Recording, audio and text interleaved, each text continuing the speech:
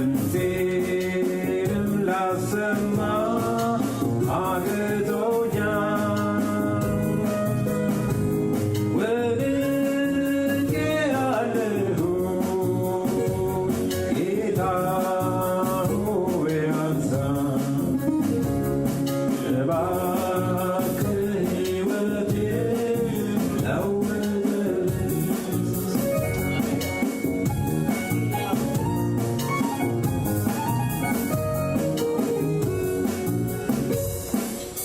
ጠፋሁኝ ጌታ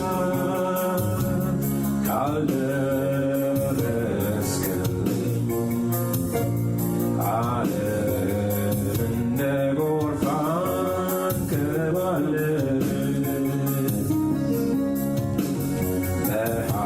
በኃጢአት ባህር ልሰምጥ ነውና ጌታ ሆይ እባክህ እጄን ያዘኝ። አትጨክን ጌታ በእኔ በልጅህ። አውቃለሁኝና ጉድለቴን ጌታ ሆይ አሁን ኃጢአቴን ማረኝ። የምመራበትን ብርሃን ስጠኝ።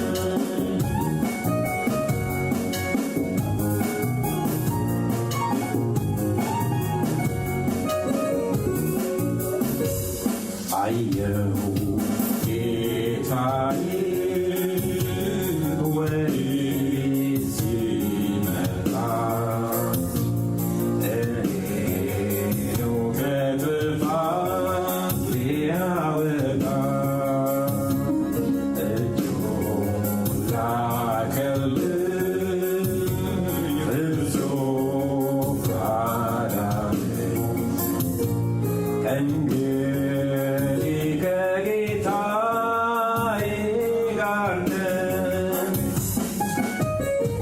ፍጹም ቸል አልልም እርሱን ስከተል። እኔን ለመውሰድ ስለሚያስብ መስቀሉን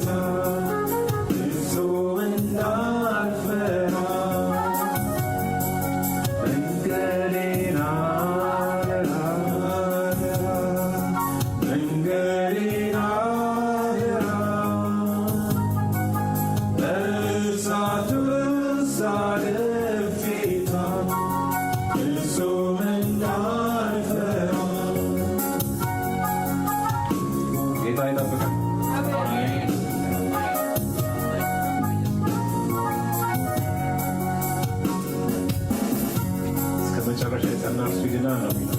እስከ መጨረሻ መሸነፍን የመሰለ ነገር የለም። ስንቶቹ የምናውቃቸው አብረው ጀምረው ያቋረጡ የራቁ የወጡት ናቸው። እስከ መጨረሻው ግን መጽናት መታደል ነው።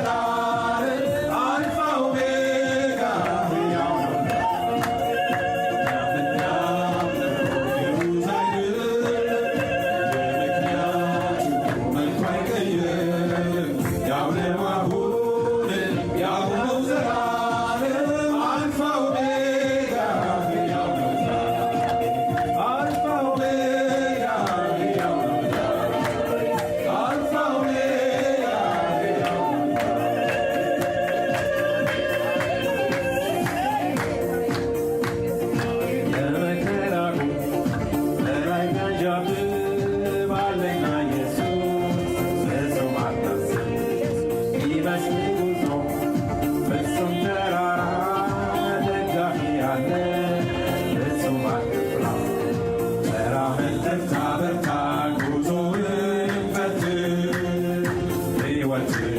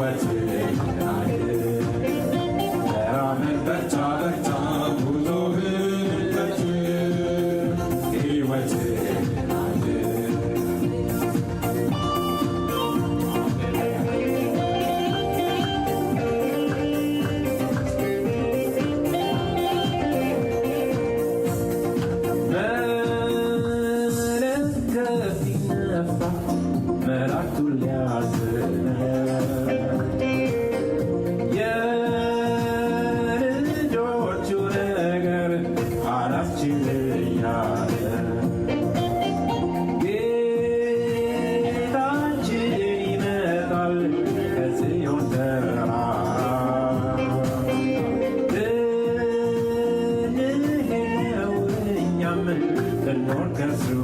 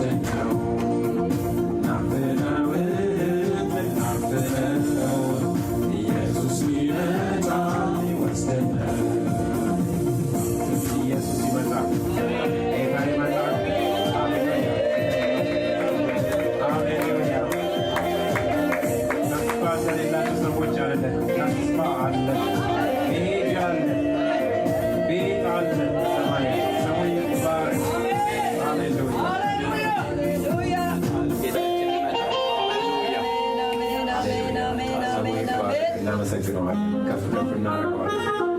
ለእግዚአብሔር ያለ ማንም የለም፣ እንደ አምላካችን ማንም የለም። ሃሌሉያ።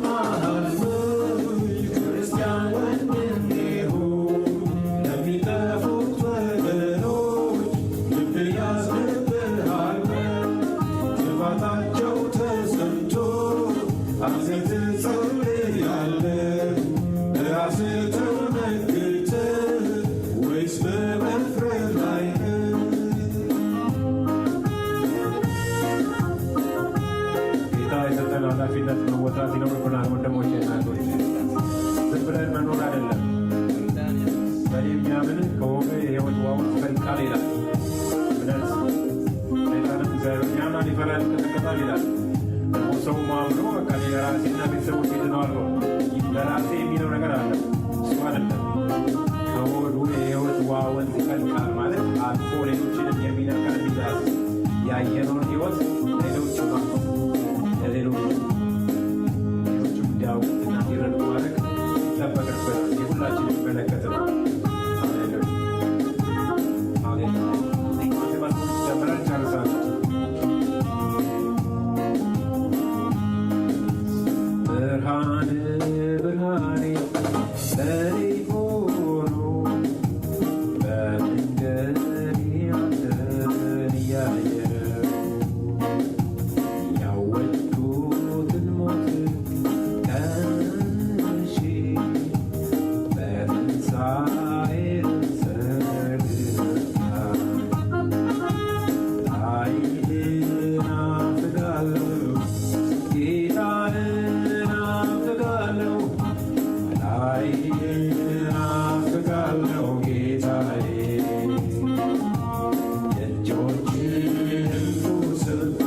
የእግሮችህን ቁስል የተወጋው የቀኝ ጎንህ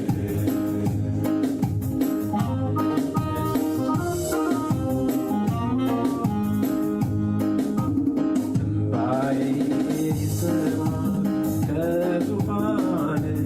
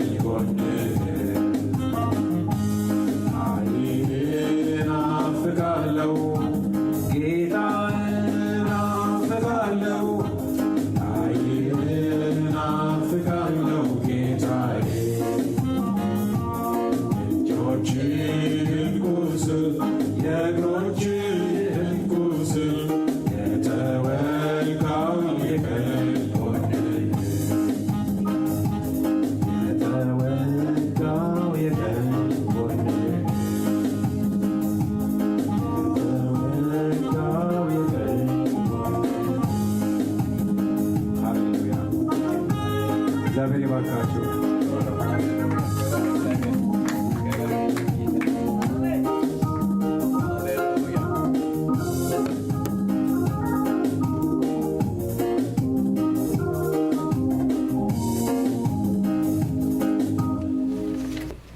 ሐዋርያት ሥራ ምዕራፍ 6 ላይ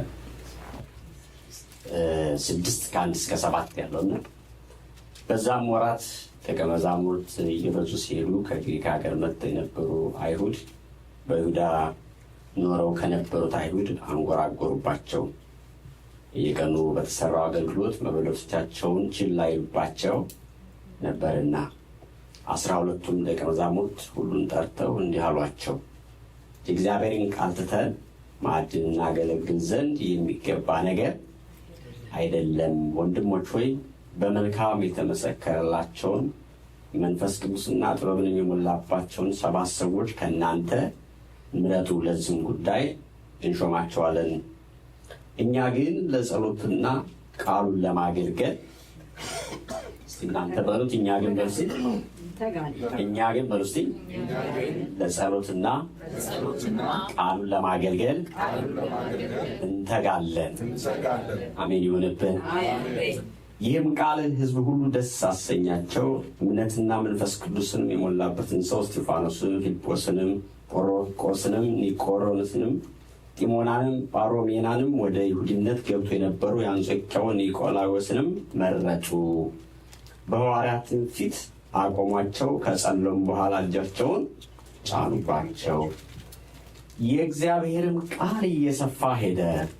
በኢየሩሳሌም ደቀ መዛሙርቱን ቁጥር እጅግ እየበዛ ሄደ። ከካህናትም ብዙ ሰዎች ለሃይማኖት የታዘዙ ሆኑ ይላል። ጌታ ይመስገን። አጭር ጸሎት እንጸልይ። አምላካችን እናመሰግንሃለን። እንደገና ስለሰጠን ዕድል እጅግ እንባርክሃለን። እንዴት እንደመጣህ አንተ ታውቃለህ። እንዳመጣጣችን ግን አንመለስ። ከሰው ፊት መልካም ነገር የለም፣ አንተ ፊት ግን ሁሉ ነገር መልካም ነው። ስለዚህ እንዳመጣጣችን እንዳንመለስ፣ ይዘነው የመጣነውን ይዘን እንዳንመለስ፣ ነክተን እንዳሰር እንድንመለስ፣ ረድተን እንድንመለስ ጌታ ሆይ እንለምንሃለን። ጌታ እግዚአብሔር ሆይ በዚህ መቀመጣችን ከአንተ ጋር ለማውራት እንዲሆን፣ ለመነጋገር እንዲሆን፣ ለመስማማት እንዲሆን፣ ለመፍትሄ እንዲሆን እድል እንድትሰጠን በኢየሱስም ጸለይን። ጌታ እግዚአብሔር ሆይ ይህን ጊዜ እንድትባርክልን፣ እንድትገኝበት የእግዚአብሔር ልጅ ኢየሱስ ከፍ ያልከው ጌታ ከፍ ብለህ ማለት እንዲታየን ዓይናችን እንዲከፈት በኢየሱስም ጸለይን። የናዝሬቱ ኢየሱስ የእግዚአብሔር ልጅ እናይ ዘንድ እንፈልጋለን። በቃል ውስጥ እንይ ጌታ ሆይ፣ በሀሳብ ውስጥ እንይ ጌታ ሆይ፣ በተቀመጥንባቸው ወንበሮች ላይ እንይ ጌታ ሆይ፣ የልቦናችን ዓይኖች ይብሩ ጌታ ሆይ። ጌታ መንፈስ ቅዱስ ሰዓቱና ጊዜውን ላንተ ሰጠን። ቡና የጨለማ አሰራር ፈጽሞ ዕድል ፋንታ አይኖራቸው። በኢየሱስ ክርስቶስ ስም ጌታ ሆይ ጸለይን። የክፉ ሥራ የፈረሰ ይሁን። ተመስገን ጌታችን ሆይ፣ ከፍ በል ንጉሣችን ሆይ። ከፍ ያልከው ይገባሃል የተባልከው የተገባው የተባልከው አንተ ነህ። ለዘላለም ከፍ በል መንፈስ ቅዱስ። እናመሰግንሃለን። ተመስገን በኢየሱስ ስም አሜን። እንዳይባርካቸው። እንግዲህ በቤት ውስጥ የጠፋባችሁን ፈልጉ። በቤት ውስጥ ሉቃስ ወንጌል ከዛ ሴትዮ ተነስተን እንግዲህ እሷ አንድ ነገር ጠፍቶባት እኛ ብዙ ነገር ጥለናል በእግዚአብሔር ቤት ተቀብለን የጣልናቸው ነገሮች ብያችሁ ነበር እና ከነዛ ውስጥ እንግዲህ ጨርሳለሁ። ጌታ ይረዳኛል። ከጣልናቸው ቤተክርስቲያን ከጣለቻቸው እኛም ከጣልናቸው ነገሮች አሉ። የመንፈስ ቅዱስ አሰራር ነው ብያቸዋለሁ አይደለ? ቤተክርስቲያን ያለ መንፈስ ቅዱስ ምን ታሪክ ሻችንም በስላሴ ውስጥ የነበረው ዓላማ ጌታ ኢየሱስ ክርስቶስ እግዚአብሔር ወልድ ጨርሶ ሲሄድ አሁን የተረከበው ማን ነው?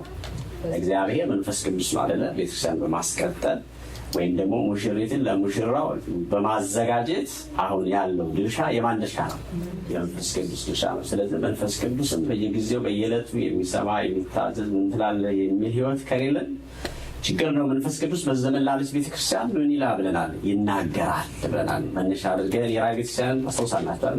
ዶሮ ያለው ምን ይበል ይበል ውስጥ ይስማ ብለን ነበር እና ለዛ ችግር ነው የሚሆንብን። ብዙ መደነቃቀፎች፣ ግራ መጋባቶች፣ የተልእኮም የዓላማ ውድቀቶች እንደነበሩበት ነግሬያቸዋለሁ። ሌላው ደግሞ አንዱ የጣልነው ነገር በእግዚአብሔር ተቀብለን ለእግዚአብሔር የነበረን ፍቅር አደለ ድሮ ገፍትሮ የሚያስገባን ማለት ነው።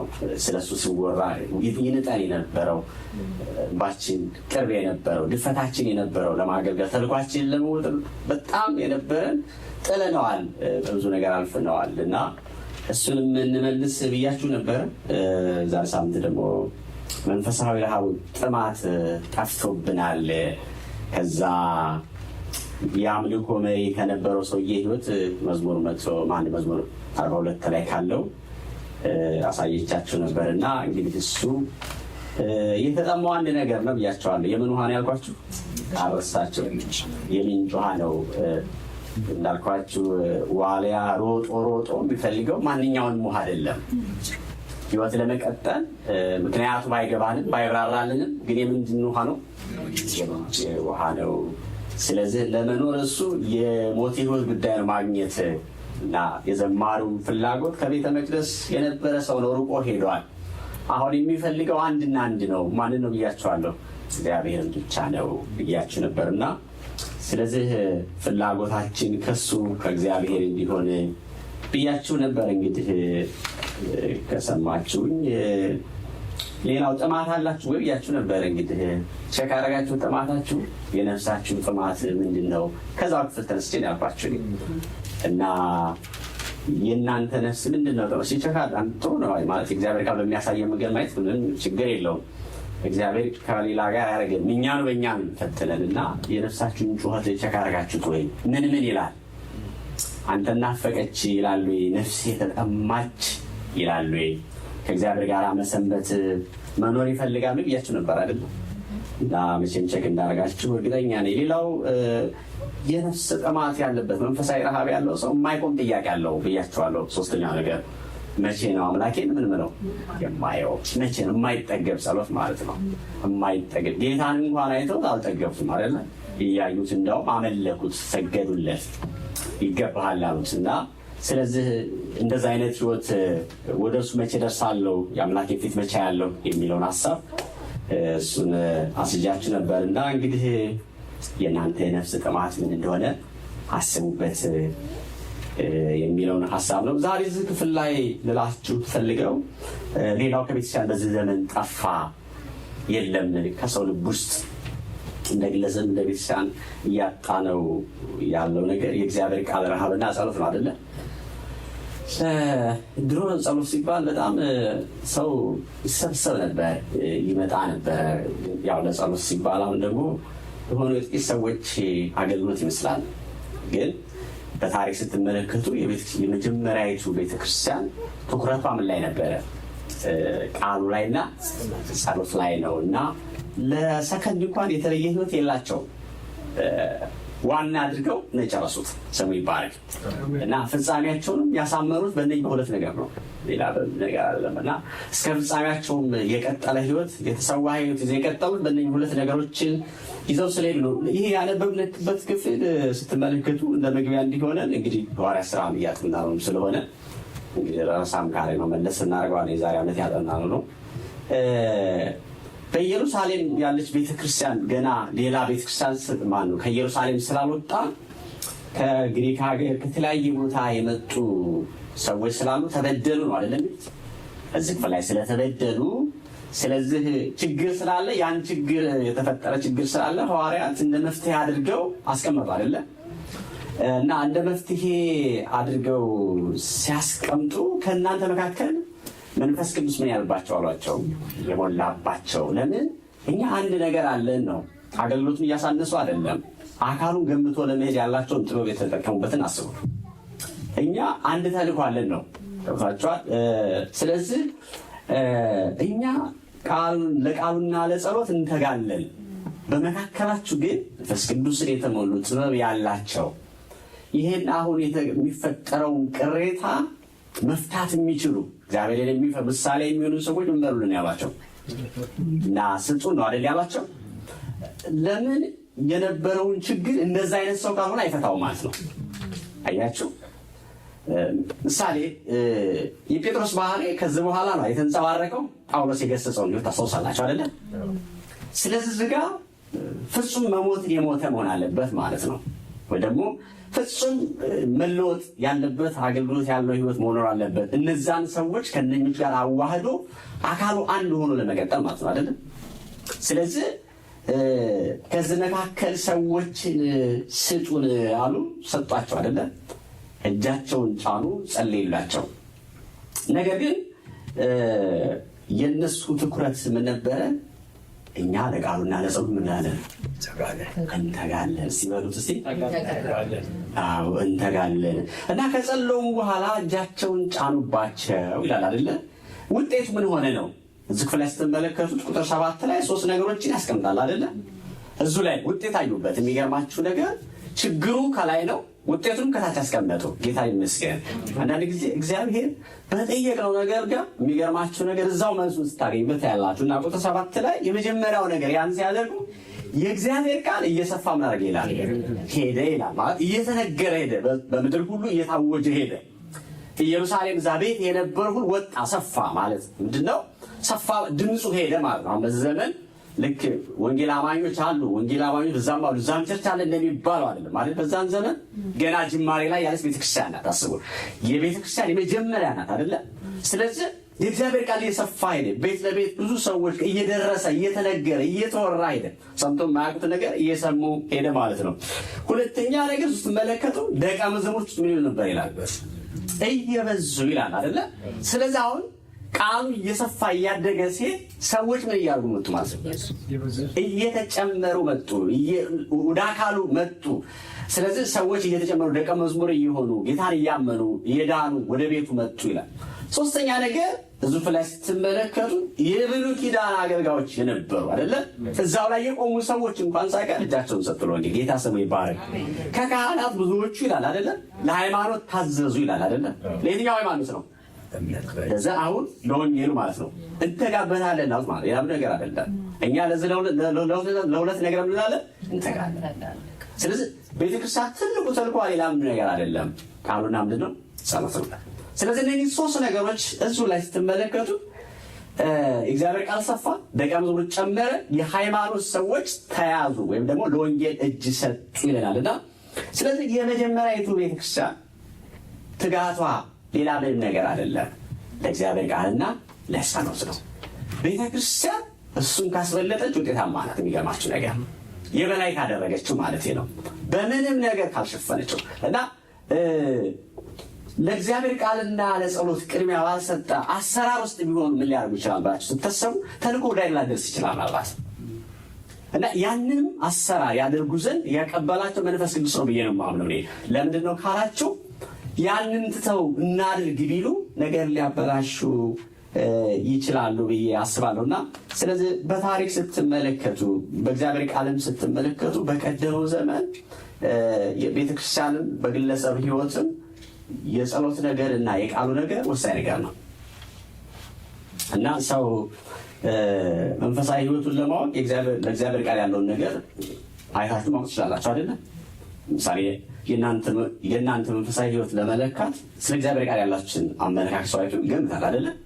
ስለዚህ የቤተ ክርስቲያን ምስኪን መለኪያዋ ምንድን ነው ካላችሁ በእግዚአብሔር ቃል ለጸሎት ያላችሁ ነገር እና ኢየሩሳሌም ቤተክርስቲያን የቀደመችው ቤተክርስቲያን እዚህ መሰረት ላይ ነበረች ነው። ከዚህ የተፋታ ሕይወት የላትም፣ ከዚህ የተለየ ሕይወት የላትም። እንግዲህ መጽሐፍ ቅዱስ ላይ ስትመለከቱ አንዳንዶቹ በቀን ስንት ጊዜ ጸለዩ ይላል? ዳንኤል 3 ጊዜ ይላል አይደል? ዳዊት ደግሞ በቀን 9 ነበር የሚጸልየው፣ 4 ጊዜ። ዳዊት ደግሞ በቀን 4 ጊዜ ጸልይ ነበር። ሰዎች በተለያየ ጊዜ ማለት የተለያየ ሰዓት የተለያየ ቁጥር ሊጸልዩ ይችላሉ። ግን መጽሐፍ ቅዱስ የሚለን ሳታቋርጡ ነው የሚለው። ሲበሩት እዚህ ይሄ መንፈስ በቤተ ክርስቲያናችን በእውነት ይምጣልን። አሜን። ይሄ ያልተቋረጠ ጩኸት፣ ያልተቋረጠ ልመና፣ ከሸክም የሆነ ልመና የማይለቅ እየሰራንም እያደረግንም እየወጣንም እየገባንም የማይለቅ ጩኸት ማለት ነው። ማለት ሳታቋርጡ እኮ ማለት ምናልባት አናርፍም ማለት አይደለም። የትም ቦታ እንሆን ግን ምን ውስጥ ነን? ሸክም ውስጥ ነን። መንፈስ ቅዱስ በረዳን መጠን የሚቃትት ምን አለ ማለት ነው? ሕይወት አለን ማለት ነው። ሁሌ እንቃትታለን። ስለምን እንደምትጸሉ አይደለም መጽሐፍ ሲናገር አትጨነቁ አይደለም። ነገር ግን መንፈስ ቅዱስ በእናንተ ውስጥ ሆኖ ምን ይላል የሚለን ይማልዳል፣ ይቃትታል ይላል እና ያ ማለት ነው፣ ያ ጩኸት ማለት ነው። እና ስለዚህ ዛሬ ግን ጎሏል። ለእግዚአብሔር ቃልም ለጸሎትም ያለ ነገር ጠፍቷል እላችሁ እፈልጋለሁና እንግዲህ የእግዚአብሔር ቃል የሌለበት ሕይወት ውስጥ ጨለማ ምን ይላል ማለት ነው? ይነግሳል። እና ጨለማ መኖሪያውን ያደርጋል ማለት ነው። ሰው ከእግዚአብሔር ቃል ሲርቅ ለስህተት አስተምሮ ለስህተት ኑሮ መጨረሻም ለጥፋት ይዳረጋል ማለት ነው አይደል? ስለዚህ ሰውን ከእግዚአብሔር ጋር የሚያቆየው ምኑ ነው ማለት ነው? እግዚአብሔር ቃል ያለው አያያዝ ነው ማለት ነው። ስለዚህ ከእግዚአብሔር ቃል ያለው አያያዝ ካላማረ እነኚህ 3 ነገሮች ያልፋል ማለት ነው። እንዳልኳችሁ ለስህተት ትምህርት፣ ለስህተት ኑሮ፣ እንደገና ለመጨረሻ ለምን ለጥፋት ይዳረጋል ማለት ነው። መንፈሳዊ መጥፋት የሚገርማችሁ ነገር በአንድ ጊዜ የሚሆን ነገር አይደለም። ካያችሁ ሰዎች ተቀብለው በአንድ ጊዜ ጥፍት አይሉ፣ ሲጠፉ በሂደት ነው የሚጠፉት። ገብቷችኋል? ውስጣቸው ያለውን እውነት በሂደት ነው ከነሱ ውስጥ የሚጠፋው ማለት ነው። እና እንግዲህ ለእግዚአብሔር ቃል ያለን ነገር በጣም ሊስተካከል ይገባል ማለት ነው። አሞጽ 8:11 ላይ አንድ ክፍል አስነበባችሁ። አሞጽ 8:11 ላይ እንዲህ ይላል፣ እነሆ በምድር ላይ ራብን የምሰድበት ዘመን ይመጣል፣ ልጠብቃችሁ። እሺ አሞጽ 8:11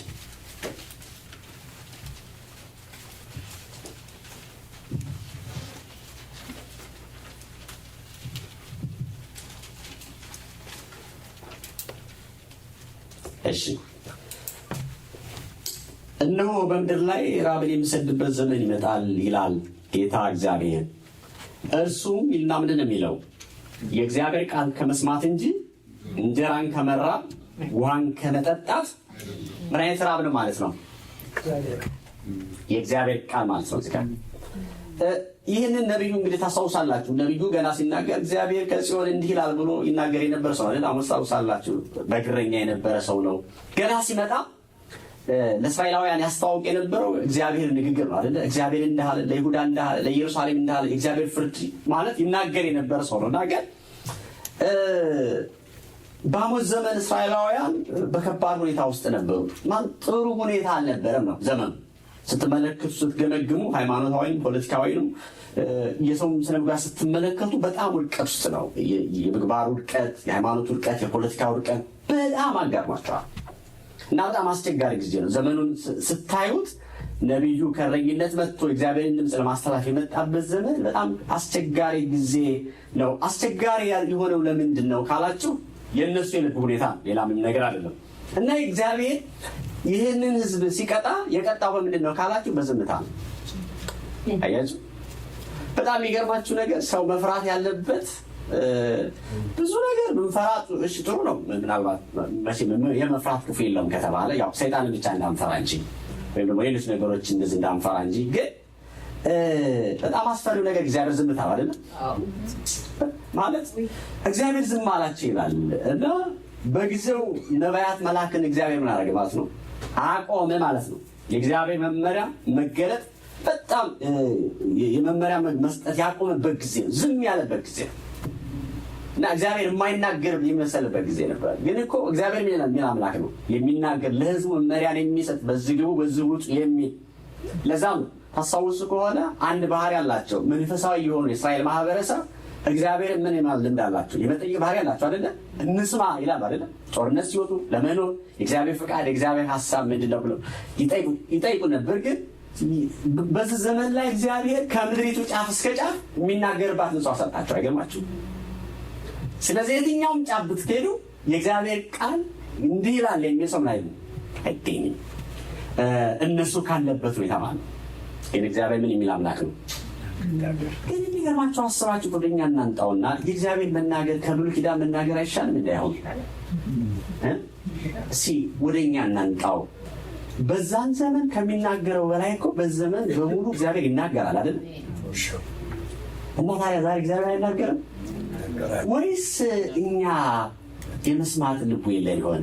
ወይስ ለመስማት አቅሙ የለን ይሆን?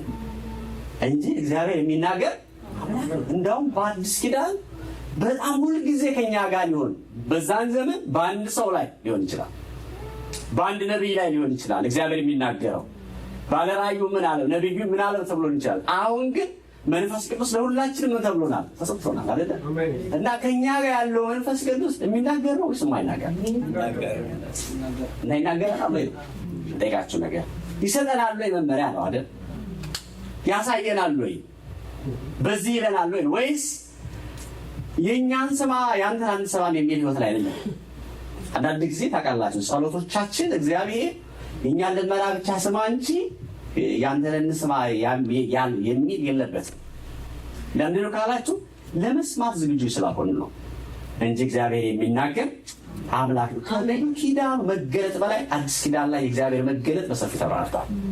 የሚሰማ ልብ ካለ ማን ነው? ግን እግዚአብሔር እንድንሰማው ይርዳል።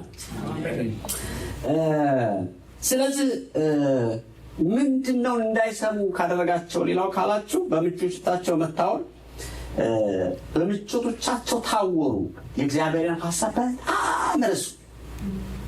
አንዳንድ ጊዜ ያለንበትን ሁኔታ እኔ ወዳጆቼ እንድንሰማ ያደርገናል ወይስ ዝም እግዚአብሔርን እንዳንሰማ እንየው ማለት የዳዊት ሕይወት ለዚህ በጣም ብዙ ምሳሌያችን ነው አይደለም? እታችም እግዚአብሔርን ይሰማል፣ ላይ ማንን ይሰማል? እግዚአብሔርን ይሰማል። በጣም ትደነቃላችሁ። ዳዊትን ላይም እግዚአብሔርን በጣም ምን አለ የሚል ሰው ነው። በግረኛም ሆኖ እግዚአብሔርን የሚሰማ ሰው ነው እና በቦታ የማይቀየር ሕይወት ነበረው ለማለት ነው። እና በአሞጽ ዘመን ስትመለከቱ በምንጮች መታወር ውስጥ ገቡና እግዚአብሔርን እርስ ታረጉት። የማይናገር መሰላቸው። ግን ልንገራችሁ በዚህ ዘመን እግዚአብሔር ይናገራል። አሜን። ሲጮኻቸው አሜን ቢሉ እግዚአብሔር ሲናገራ በሉ እስቲ ተናገረኝ በሉት። እስቲ እባክህ ተናገረኝ በሉ እስቲ። አዎ ይናገር ነው። ቆም ብለን እግዚአብሔር ምን ይላል እንበል አይደል? ቆም ብለን ወደ ግራም ወደ ቀኝም ሳንል እስቲ ጌታ ሆይ ተናገረን እንበለው። ስለዚህ የእግዚአብሔር ረሃብ በአሞጽ ዘመን እግዚአብሔር ሰደደባቸው፣ ጸጥ አላቸው እና ጸጥታው ያስፈራል። ዙሪያቸው ጠላቶቻቸው ቢነሱ ምን እንደሚሆን እንኳን አያውቁትም። ነገር ስላላቸው ሕይወት ምን እንደሆነ አያውቁትም። ገብቷቸዋል። ያሉበት ቦታ በብዙ ከበባ ውስጥ ያሉበት ምድር ነው። ስለዚህ የእግዚአብሔር ጥበቃ፣ የእግዚአብሔር ድምፅ፣ የእግዚአብሔር መመሪያ፣ የእግዚአብሔር አብሮነት ከሌለ በራሳቸው የሚኖሩበት ዓለም አይደለም እና ዝምታው ያስጨንቃል። ገብቷቸዋል። ዝምታው ፍርድ እንደሆነ አስቡ። ደግሞ ዝምታው በጣም ችግር እንደሆነ አስቡና እንደዛ ስለነበር አስራባቸው እግዚአብሔር፣ አሳጣቸው እግዚአብሔር። ለምን? ልባቸው ጥሩ ስላልነበረ፣ የመራብ ስላልነበረ፣ ሰምቶ ከዛ ጋር የመሰንበት ሕይወት ስላልነበራቸው በዛ መንገድ እግዚአብሔር ሕዝቡን ሲቀጣ ታያላችሁ። እንግዲህ ነፍስ ከእግዚአብሔር ቃል ስትርቅ በሶስት ነገሮች ታልፋለች አይደለ? መጀመሪያ ነፍስ ትዝላለች አይደለ? ከእግዚአብሔር ቃል ትዝላለች። ለምን? ሕይወቷ ያለው እዛ ላይ ነዋ። ገብቷችኋል? የእግዚአብሔርን ቃል የመስማት አቅም ሲኖራት ነው መለምለም የምትችለው አይደለ? ስለዚህ እግዚአብሔርን ቃል ካልሰማች ትዝላለች ማለት ነው። ሁለተኛው ትታመማለች ማለት ነው። በነፍስ መታመም ይባላል፣ መያዝ ማለት ነው። አሁን እግዚአብሔር እንዲህ ይላል ይባል አለመስማት ላይ ማለት ነው። ያት መታመም ማለት ያ ነው። ደግሞ እግዚአብሔር እኮ ይናገራል፣ እግዚአብሔር እንደዚህ ብሎ ተበለሱ ብሏል ቢባል አይሰማም። ደግሞ አይሰማው ነፍስ ምን ስለሆነች? ስለታመመች። የመጨረሻ እንደዛ ያለች ነፍስ እግዚአብሔርን የማትሰማ ነፍስ ምን ትላለች? የሚለው መጽሐፍ ሲናገር ትሞታለች የሚለው። ስለዚህ ትሞታለች ማለት። ስለዚህ ነፍስ በእነኚህ ሶስት ደረጃዎች ትሄዳለች። እኛ የትኛው ላይ ነን ነው? ለማንኛውም እየታመምን ነው? እየዛልን ነው? ወይስ እየሞትን ነው? አይ ከዚህ ውጭ እግዚአብሔር ፍሬሽ የሆነ ሕይወት ከሰጠን ጌታ ይመስገን። በእውነት በጣም ደስ ይላል። ምንም ባልተነካ በቃ ምንም ነገር ችግር በሌለበት እግዚአብሔር በመንፈሱ እየነካችሁ ነፍሳችሁ ሁሌ ከእጁ እየተማረች እግዚአብሔርን እየሰማች ከሆነ በጣም ደስ ይበላችሁ። እና ግን ይህ ዝለት በቤተ ክርስቲያን አለ ነው። እንደዛማ ባይሆን አንቸገርም ነበረ። አንዳንድ ጊዜ እኔ ስጸልይ ምኞቴ እኔ ነው ምን አለ ይሄ ፕሮግራም የፈውስ የነፃ መውጣት እግዚአብሔር ታምር የሚያደርግበት ላለው አይደለም። ግን ይመጣል እንዴ? አይመጣም። ብዙ መራብ፣ ብዙ መጠማት፣ ብዙ መውደቅ ይጠይቃልና እዚህ ተንበርኬ እሱን ነበር ጸልዬ የነበረው። አገር ቤት ተሰውሳላችሁ ሮብ ያሉ ፕሮግራሙ ልጆቹ የነፃ መውጣቶች ናቸው አይደለ? ለክርስቲያኖች የሚጸልይበት፣ ብዙ ሰዎች ጌታን ከስራት የሚፈቱበት በጣም እግዚአብሔር ይመስገን እና እንደዛ ያደርግልን ጌታ። ስለዚህ በየትኛው ላይ እያለፍን ነው? እየዛልን ነው? ታመን ነው? ወይስ መጨረሻውን አልናገረው ግን ትሞታለች ነፍስ እና ግን የእግዚአብሔር ቃል ይናገራል። ማንንም ሳይፈራ የሚናገር የእግዚአብሔር ቃል ብቻ ማለት ነው። ተሰማችሁ? ምንም ችግር የለም ካለበት ነው። ሌላው የጸሎት ሕይወት ከኛና ከቤተ ክርስቲያን ጠፍቷል። እግዚአብሔር ቃል ይህን ካልኳችሁ እንደው ጸሎትን እንደው እንዳልኳችሁ ብዙ ነገር ብላችሁ አልፈለግም። ግን ቅድም እንዳልኳችሁ ለቤተ ክርስቲያን ሁለተኛው ዋናው ነገር ምንድን ነው? ጸሎት ነው። መጸለይ ያቃተን ቀን ነው እየሞተን ያለ ነው። ባይዞኝ እየደከምን ያለ ነው። ጉልበታችን ለመጸለይ እንዲህ ሲል ነው። እሱ በጣም ከባድ ነው እና ቤተክርስቲያን ይሄ ነው ጉልበቷ፣ ጸሎት የሚባል ነገር። ሌላ ምንም ማሸነፊያ የሌላትም። አንድ ቤተክርስቲያን ትልቅ ማሸነፊያ ኃይል አላት። ምን የሚባል? ጸሎት የሚባል ቤተክርስቲያን ከጸሎት ህይወት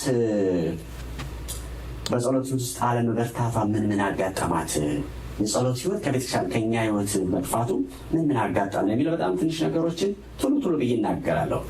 አንደኛ ቅድም ጠቀስ አድርጌዋለሁ። መንፈሳዊ ድርቀትና ዝለት በጣም አጋጥሞናል። ያ ማለት ምንድነው?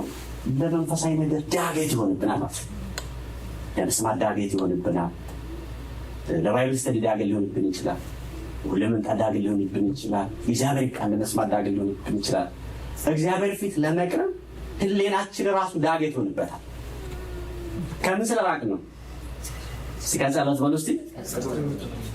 ያው ከጸሎት ስንርቅ እንደዛ እንሆንብን እንቸገራለን። የመድረቅ ህይወት ውስጥ እንገባለን እና እግዚአብሔር ይሄ ቅድም ያልኳችሁ የሚናገረውን እግዚአብሔር የመስማት እንዳይኖረን ማለት ነው። ስለዚህ ልምዳችን የሚሆነው ሰው ሲንበረከክ የመንበርከክ የሆነ ጊዜ ደግሞ እንዳስለመድነው ሰዓት ካለ በዛ ሰዓት መውደቅ እንጂ እግዚአብሔር በዛ ጊዜ ቀጠሮ ከኔ ጋር አለው እንዲህ ይላል የሚል ልምድ አይኖረንም ማለት ነው። ሌላው የጸሎት ህይወት ከኛ ከመጥፋቱ የተነሳ ቃሉን የመረዳትና የማንበብ ፍላጎት በጣም አጥተናል። ይህን እጃችን ላይ ያለውን ቃል ማለት ነው እና ፍላጎቱ የለንም ማለት ነው። ብናነበውም ይሄ በማሰላሰል የኔ ነው በማለት ይሄ የፈለገው እግዚአብሔር ሊያስተምረኝ ለነፍሴ የፈለገው ይሄ ነው የሚል ሐሳብ አንቆፍረው። የእግዚአብሔር ቃል ካልቆፈርነው አናገኘውም። ምሳሌ አማርኛ ተረት ሲተረት ደረጃዎች አሉት አይደለ? የሆነ ይባልና ምንድን ነው የሚባለው? ሰምና ወርቅ ያለው አባባ ምንድን ነው ይባላል አይደል? እዛ ስለዚህ ሰው ዝም ብሎ ሄዶ አይ ሰሙ ይሄ ነው አይልም አይደለ? ሰሙን ወርቁን ለማግኘት ምን ማድረግ አለበት? ማሰብ አለበት ማለት ነው። የእግዚአብሔር ቃል ስታስቡት፣ ጊዜ ስትሰጡ፣ ስትቆፍሩት ነው ውስጡ ያለው ነገር የምታገኙት። እዚህ በተነበበ ወይም ደግሞ ቤት ብንቁጭ ብለን ስላነበብ ነው ሊያገኘን አይችልም። ለምን? ዳዊትን ላሳያችሁ። መዝሙር 119:18 ላይ ከሕግ ታምራትን አይ ዘንድ አይኖችን ምንድን ነው የሚለው?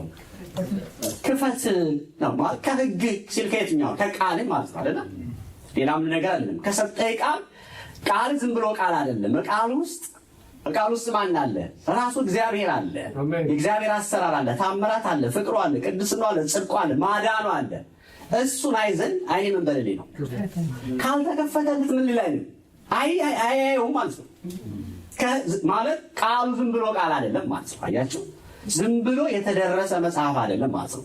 ወይ ደግሞ ዝም ብሎ ስላነበበው ብቻ የሚቆምበት የሚሰነብት አይደለም። ለመሰንበት ለመቆየት አይኖችን ምን በለሌ እባክህ። ስለዚህ የልመና ጸሎት ሲጸሉ ታውታላችሁ አይደል?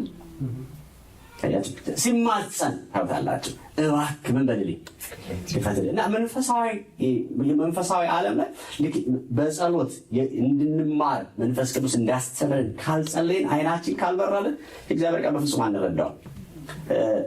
በሮሜ መጽሐፍ በጣም ከተለወጡ ሰዎች አንዳንዶቹ ረጅም ዘመን አንብበውት ከረጅም ዘመን በኋላ አዲስ ሆኖባቸው ታውታላችሁ አይደለም? ምሳሌ ማርቲን ታስታውሳላችሁ አይደለም? ከረጅም ዘመን በኋላ እንደምን በራለት? እንደ አዲስ በራለት አይደለም? ስለዚህ ይህንን የወንጌል እንቅስቃሴ ይዞ ወጣ አይደለም? ስለዚህ ሲያስተምር ነው፣ አይናችን ሲከፈት ነው። አለዛ ሊሆን አይችልም። ስለዚህ የማንበብ ፍላጎታችንን የምናገኘው ከጸሎት ጋር ስናደርገው ነው። አለዛ አንብበን እንወጣለን እንጂ ሀሳቡን አናገኘው። ጌታ ይባርካችሁ። አላችሁ አይደለም? አላስቀየምኳችሁ? እሺ። ያዕቆብ ሲጸልይ ታስታውስ ከሆነ 1:5 ላይ እንግዲህ የእግዚአብሔርን ጥበብ ማስተዋል ለማግኘት ጸሎት ያስፈልጋል ይለናል አይደለም? የእግዚአብሔር የሆነውን ጥበብ ማስተዋል፣ ሰማያዊ የሆነውን ከሱ የሆነውን ነገር ለማግኘት ምን ያስፈልጋል የሚለው ጸልዩ። ከእናንተ ማንም ጥበብ ቢጎድለው ይላል አይደለም? ሳይነቅፍ ለሁሉም በልግስና የሚሰጠውን እግዚአብሔርን ይለምን፣ እሱ ምን ይለዋል? ይሰጠዋል። ሙሉ አይደለም ማለት ነው። ሙሉ አስተማሪ እሱ ብቻ ነው። ታውቃላችሁ? ሙሉ መረዳት ያለው እሱ ብቻ ነው። ምንም ማለት ከሰው የማይቀዳው እውቀት ያለው እሱ እግዚአብሔር ብቻ ነው። ስለዚህ ቢጎልን የምንጠይቀው መጠይቀው መሳሪያው ምን ይባላል? ጸሎት በሉ። ስለዚህ እንጠይቀው፣ ያስተምራል፣ ሀሳቡን ያሳውቃል። ገባችኋል? እግዚአብሔርን የልቡን የጊዜውን እንኳን የሚባለውን ነገር የምናውቀው ስንጸልይ ነው። ባይሱ የጊዜውን ካልሆነ አናውቀውም። በጊዜው እግዚአብሔር ሊናገር የፈለገው እንኳን ይሄን በጸሎት ስንሆን ነው።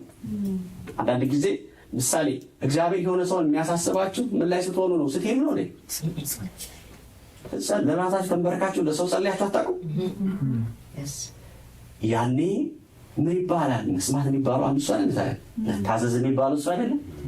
ኧረ ቆመንና ሄደን ሆነ ቦታ ሆነ የማናደርገው ይህን በመጸለይ የምናደርገው ከሆነ የግድ መጸለይ አለብን ማለት ነው። እና ስለዚህ ወደ ጸሎት እንመለስ እላችሁ ፈልጌ ነው። ጌታ የጸሎት ኃይላችን ያድስልን። ማለት እንደዚህ አይነት መነካት አንነካም ነበረ ብዬ አስባለሁ። እግዚአብሔር በቃሉና በጸሎት ቢያበረታል በእውነት ነው። ሳምንት እንደነበርነው አመጣጥ ዛሬ መምጣት በጣም ይከብዳል። እና እናንተም ሲያሰጋ ራሴን የሚያልኩ ነው ባይዞ በጣም ይከብዳል። ለምን የማይለመድ እግዚአብሔር ፊት ቀርበን ብዙ ነገር መማር ስንችል ማለት ነው። ብዙ ነገር መቀበል ስንችል ጌታ ይመስገን። ግን ሌላው የጸሎት ህይወት ከኛ መጥፋቱ ከቤተክርስቲያን ከኛ መጥፋቱ ለፈተናና ለኃጢአት ተሸናፊ ሆነናል። የጸሎት ህይወት ሲጠፋ የስጋ ምኞት የሰይጣን ውጊያ መቋቋም ያቀተናል። ጌታ ኢየሱስ በጣም ይህን ቃል በጣም ልናገር ፈልጋለሁ። ወደ ፈተና እንዳትገቡ ትጉና እንበሉ ነው ያላቸው። ማቴዎስ 26:40 አይደለ? ሊሰናበታቸው በቃ 3 ዓመት ተኩል ከሱ ጋር ቆዩ አይደለ? በጣም የሚገርመው ነገር 3 ዓመት ተኩል ብዙ ነገር ነው አይደል የነገራቸው። ብዙ ነገር አስተማራቸው፣ ብዙ ነገር አስረዳቸው። ሌላውን ሰው በጣም የሚገርማችሁ ነገር ስለሞቱ እንኳን ሳይቀር ነገራቸው አይደለ? ጌታ የሞተበትን ነገር ሲሰቀል እያዩት ብዙ ነገር ነግሯቸው አስቡ። ሲገረፍ እያዩት ብዙ ዋጋ እየከፈለበት ነግሯቸው ዋጋ እየከፈለበት እያለፈ እያዩ እነሱ ግን ወደ ምናቸው ተመለሱ ነው የሚለው። ወደ የዋሃቸው ምን ብሏቸው ነበር? ግን መጀመሪያ ትጉና ምን በሉ ጸልዩ ብሏቸው ነበረ። እና ጌታ እሱ ደግ አምላክ አይደለ? እኛን እንደሚረዳ ከያሉበት እያንዳንዱ ነገር አሰበሰበ አይደለ? አመጣቸው፣ እንደገና አቆማቸው ማለት ነው። ስለዚህ አለመጸለይ መንፈሳዊ ጥንካሬያችንን እናጠዋለን፣ አቅማችንን እናጠዋለን። ለስሜት ወይ ደግሞ ለጊዜው ነገር ተሸናፊዎች እንሆናለን ማለት ነው። የሰይጣንን ፈተናና የስጋን ሐሳብ ማሸነፍ የምትችሉት ስትጸሉ ብቻ ነው። አለዛ መንግስት ናቸው ራሳቸው አይደለም። ስጋ ራሱን የቻለ ምንድን ነው? መንግስት ነው። እዚህ ነው የስጋን ነገር ከቶ ምን አትበሉ የሚለው። ታዲያ በጸሎት ያልሆነ ሰው ላያስብ አይችልም። ገባችኋል? የክፉን ሐሳብ መቋቋም የምትችሉት በምን ስትሆኑ ነው? በጸሎት ስትሆኑ ነው። ቤተክርስቲያን አለዛ በምንም መንገድ ልትቋቋማችን። ስለዚህ በእንደዚህ አይነት የተቃኘ ማህበረሰብ ቤተክርስቲያን ውስጥ ከሌለ ቤተክርስቲያን ተጠቂ ናት ማለት ነው። ስለዚህ ከጸጋው መራቅ መውደቅ ውስጥ ከመንፈስ ቅዱስ መደገፍ ውስጥ እንወጣለን ማለት ነው። በጸሎት መቅረብ ካልቻለን እርዳታ እናጣለን ማለት ነው። ካልጸለይን ለሁለቱ ፈተናዎች ምን እንላለን? እንቀርባለን ማለት ነው። ስለዚህ ቤተክርስቲያን ትግል ውስጥ ውድቀት ውስጥ ትገባል። የግል ህይወትም እንደዛ ይሆናል። የጸሎት ህይወት ሲጠፋ ወጥመዶችና ማታለሎችን ማየት አንችልም። ወጥመዶችንና ማታለሎች ወይም ደግሞ የክፉ አሰራሮችን ማየት የምንችለው ምን ስንል ነው? ስንጸልይ ነው። እግዚአብሔር በጸሎት ውስጥ ምን ይለናል? ያባንነናል፣ ያነቃናል። እግዚአብሔር በዛ መንገድ ምን ይሰጠናል? ምሪትን ይሰጠናል ማለት ነው። ምን የሚል ህይወት ካለን የሚጸልይ ህይወት ካለን ማለት ነው። አለዛ እናያቸው። ስለዚህ እግዚአብሔር ሰለን እንድናደርግ ይርዳን። ስለዚህ የማይታዩ በጣም ብዙ ወጥመዶች ስላሉ ማለት ነው። እየጨረስኩ ነው። ጌታ ይመስገን። ሌላው ከቤተክርስቲያን የጸሎት ህይወት ስለጠፋ ደግሞ ከግለሰብ ህይወት የጸሎት ህይወት ስለጠፋ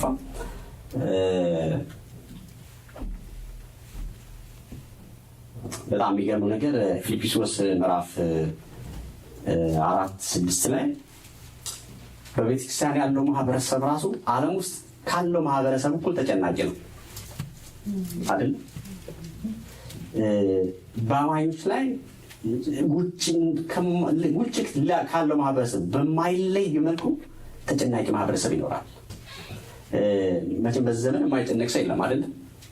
እንደውም በዚህ ዘመን ሕክምናዎች ስትመለከቱ ብዙ ቦታ የአእምሮ ጉዳይ ነው አይደለ? ብዙ ሰው ብዙ ሳይካትሪ አሁንማ መንፈሳዊ እንትን እየገባ ነው። ትምህርት ቤት ስትሄዱ ትማራላችሁ። አንዳንድ ቦታዎች ሰዎች እንዴት መርዳት እንዳለባቸው ባይቤል እንትኖች እንኳን ስትሄዱ ኮርሶችን ትወስዳላችሁ በዚህ ጉዳይ ላይ እንዴት ሰው መርዳት እንዳለባችሁ ማለት ነው እንድትረዱ።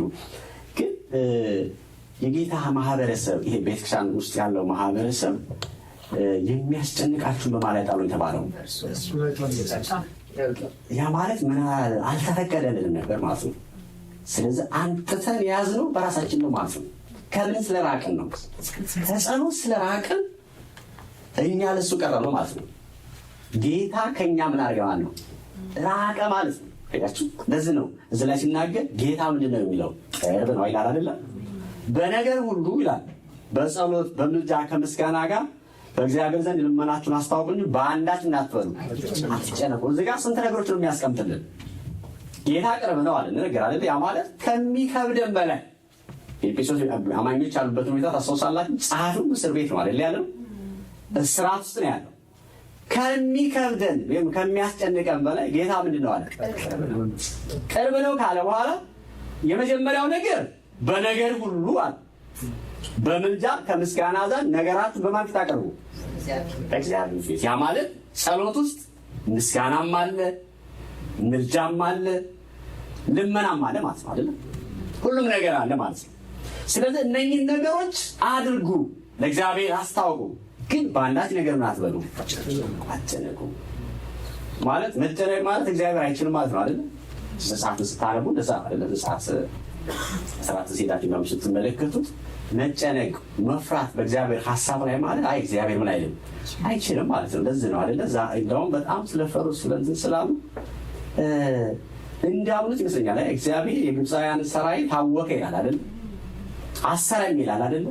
አያውትም እነሱ ግን ታሰረ። ፈረሱ ሂድ ብትሉት አይሄድም እና እግዚአብሔር ያስጨነቃቸው። ዛሬ ብታዋቸውን ግብፃውያን ለዘላለም አትሏቸው ግን ፈሩ ብላል አይ መጀመሪያ ላይ ለምን አወጣህ የሚል ጥያቄ ነበራቸው አይደለም?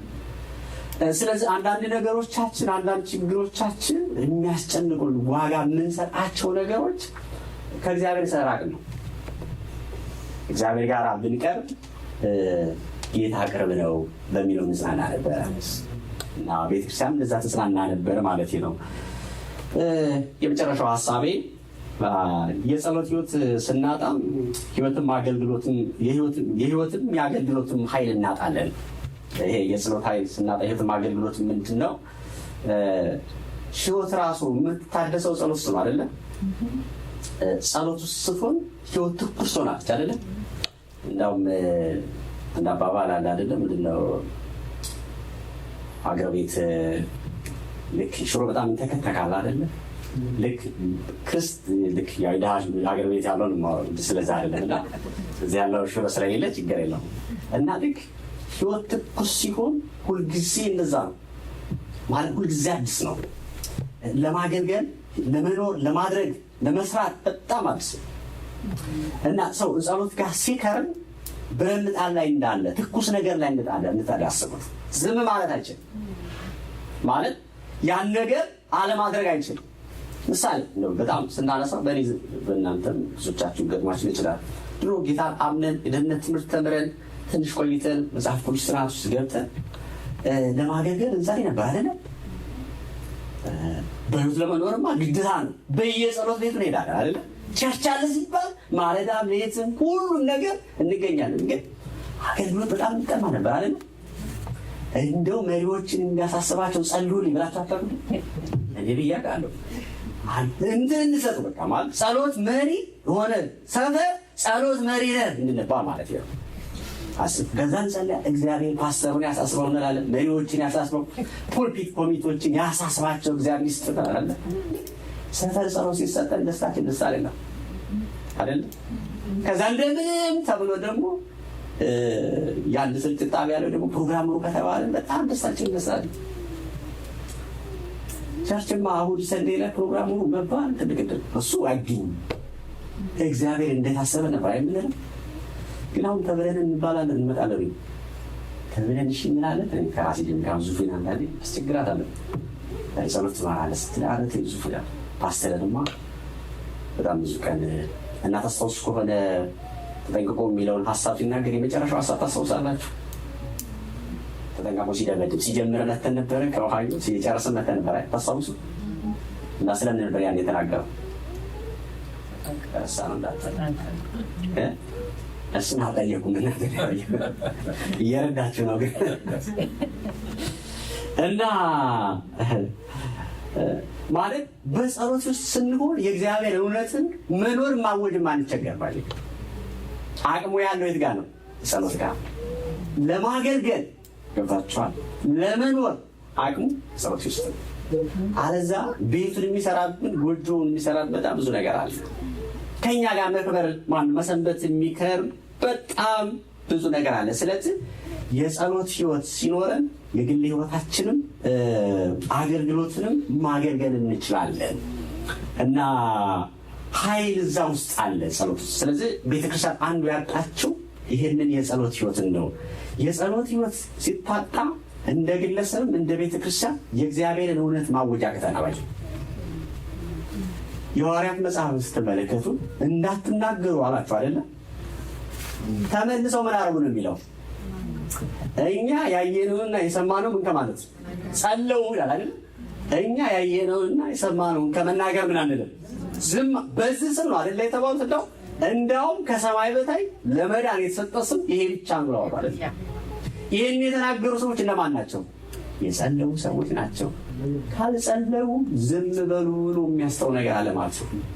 አያችሁ፣ ስለጸለዩ ግን ተልኳቸውን ሲወጡ ትመለከታላችሁ። አገልግሎታቸውን ሲወጡ ታያላችሁ። እና ለመጎትጎት ሳይሆን ተሰጥቶ የእግዚአብሔርን ሀሳብ በሕይወታችሁ ለማድረግ ካሰባችሁ ጸሎት ላይ ተጣሉ። ወደ ጸሎት እንቅረብ ወዳጆች። ያን የእግዚአብሔርን ሀሳብ ማስተናገድ ይሆንላል። የእግዚአብሔርን እውነት ማወጅ ይሆንላል። ጳውሎስን ስትመለከቱ በእያንዳንዶቹ ደብዳቤዎች ውስጥ ጸሎት አለ አይደል? ምሳሌ ኤፌሶን በእንደን አይነት በረከት እግዚአብሔር እንደባረካቸው ከነገረ በኋላ አንድ ነገር እንድታውቁ ግን እንጸልያለሁ አይደል የሚለው? የምን የክርስቶስን የኃይሉን ታላቅነት ምን እንደሆነ ይላል አይደል? አስቡ። ፊልጶስን ስትመለከቱ እንደዛው፣ ቆላስይስን ስትመለከቱ እንደዛው። ተሰሉ እያንዳንዱ መልእክቶች ውስጥ ትምህርቱን እንዲያስተላልፍ መዝጊያው ግን ምንድን ነው? ጸሎት። ሌላ ምንም ነገር አይደለም። አንደኛ ቆሮንቶስ ምዕራፍ 2 ከ4-5 ላይ በአዲሱ መደበኛ ትርጉም በዚህኛው ላንብብላችሁ፣ በመደበኛው ላንብብላችሁ። አንደኛ ቆሮንቶስ 2 ከ4-5 እምነታችሁ በእግዚአብሔር ኃይል እንጂ በሰው ጥበብ እንዳይሆን ቃሌም ስብከቴም መንፈስን ኃይል በመግለጽ ነበር እንጂ በሚያባብል በጥበብ ቃል አልነበረም ማለት። አዲሱ መደበኛ ትርጉም ትንሽ እንትን ስለሚላችሁ እሱን ላንብብላችሁ። ቃሌም ስብከቴም የመንፈስን ኃይል በመግለጥ እንጂ በሚያባብል ጥበብ ቃል አልነበረም። ይህም እምነታችሁ በእግዚአብሔር ኃይል እንጂ በሰው ጥበብ ላይ እንዳይመሰረት ነው። አያችሁ፣ እምነታችሁ በማለት ሊመሰረት ነው።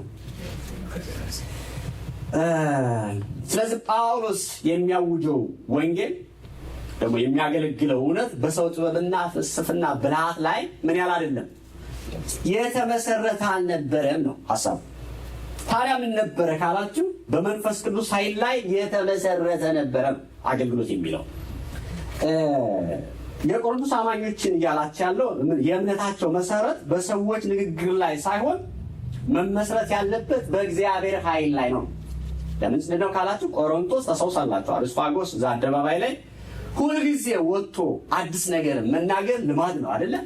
ታስታውሳላችሁ። የሕዝብን ጆሮ የሚስብ ነገር ነው። ስለዚህ ጳውሎስም ሲሄድ አዲስ ነገር ተናገረ ብለው ሰሙ።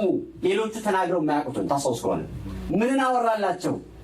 የሙታን ትንሣኤ ስላወራ ጆሮ ሰጡት አይደለ?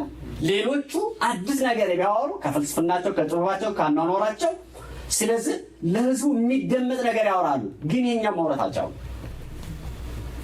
ስለዚህ ጳውሎስ እያላቸው ያለው መመስረት ያለባቸው እምነታችሁ በእግዚአብሔር ኃይል እንጂ በሰዎች ጥበብና ፍልስፍና ላይ አይደለም። ስሙ ለዘላለም ይባላል። አሜን። ስለዚህ ጳውሎስ ሰዎችን ለማሳመን በቃላት አይራቀቅም። አስቡ። በሰዎች ላይ ግን የእግዚአብሔር ኃይል እንዲገለጥ ጸልያል።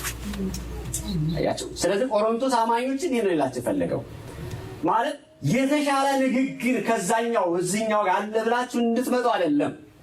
ምናልባት ለጆሮ የሚያምር ነገር ስትሰሙ ይሄን ትታችሁ ትሄዱ ትችላላችሁ። መመስረት ያለበት እምነታችሁ በምን ላይ ነው? በእግዚአብሔር ኃይል ላይ ነው። ወንጌል ንግግር ብቻ አይደለም። አያችሁ? ስለዚህ ክርስትና የቃላት ጥርቅም ብቻ አይደለም። የተሻሉ የቃላት ስብስብ አይደለም።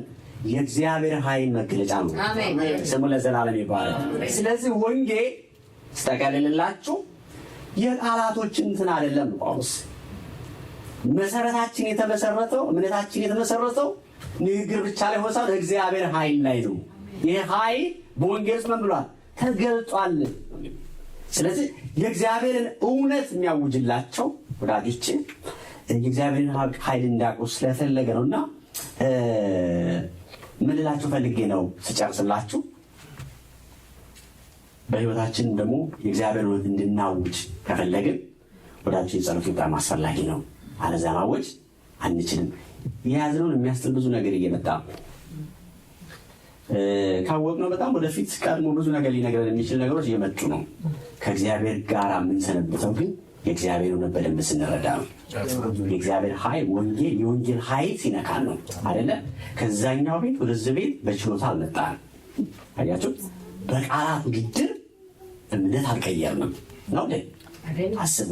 ከዛኛው ቤት ወደዚህኛው ቤት ያመጣ የሆነ ነገር ነክቶ አምጥቶናል። አያችሁ?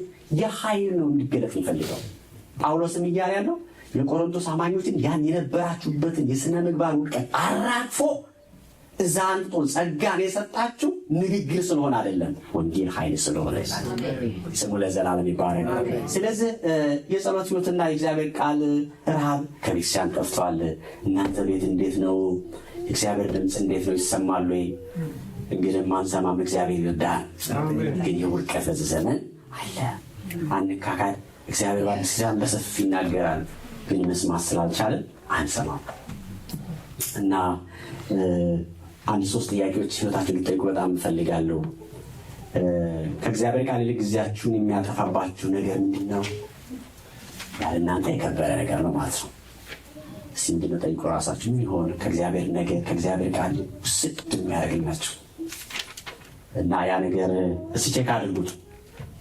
ሌላው አንድ ነገር ልንገራችሁ። ካልጠፋ አለ ካላችሁ በእግዚአብሔር ቃል የሚነካ ልብ አላችሁ? የሚፈርስ የሚደነግጥ ልብ አላችሁ? ስትሰሙት እግዚአብሔር ለእኔ ነው የተናገረው፣ እግዚአብሔር ካልተናገረ የሚል ህይወት አላችሁ? ታካፍሉታላችሁ ተናግሯችሁስ?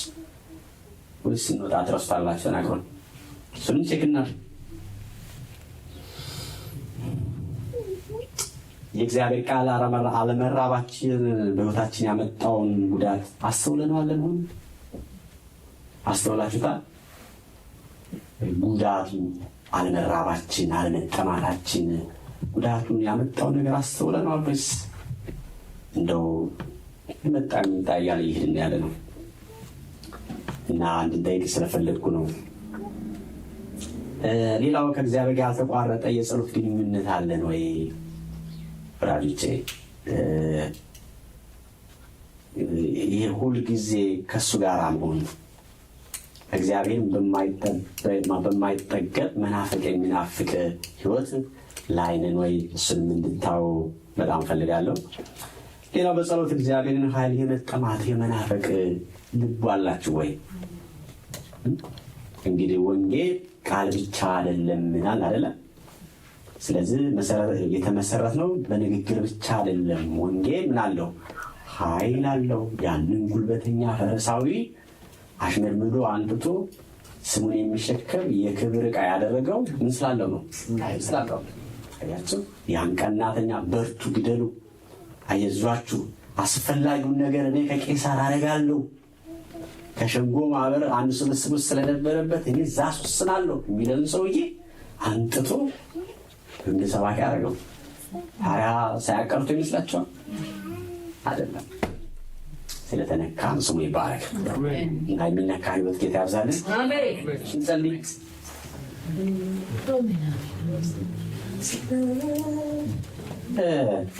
እንድታርገን እንንገረው ድካማችን ምንም ተመሳሳይ ደረጃ ላይ ስላለ ብዙ እንዳትሰጉ። ይህን ስላልኩኝ ንጹህ ማለት አይደለም። ለራሴ የነካኝ ነው ለእናንተ እየተናገርኩ ያለሁት እና እግዚአብሔርን ቃል የመራብ የመጠማት